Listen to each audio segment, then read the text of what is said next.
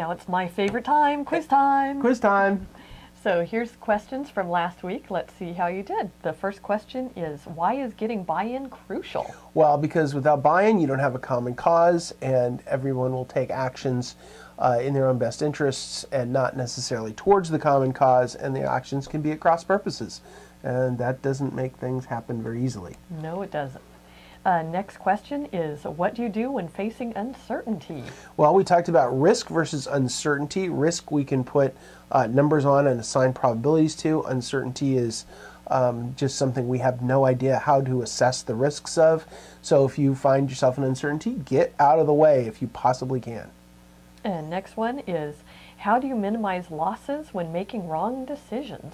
Well, consider the consequences of making an error and lean towards making more decisions that if you make a wrong decision, if it turns out wrong, that it hurts less. So the example I gave last week was a missed opportunity hurts less than hard dollar losses when investing.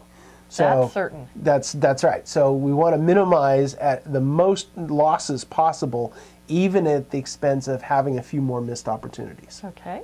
And last of all, what should you do when a fight is brewing? Well, so first of all, you have to assess if you're going to win. If you're in a fight or going to go in a fight, decide whether you're going to win or not. If not, you know, kick the can down the road, not to use a European strategy, but kick the can down the road and live to fight for another day, because, you know, losing is not a good strategy, so we don't want to do that. And what do you have for us this week? Easy questions again. So what's needed before you can find a solution to a complex problem? What's needed before you can find a solution to a complex problem?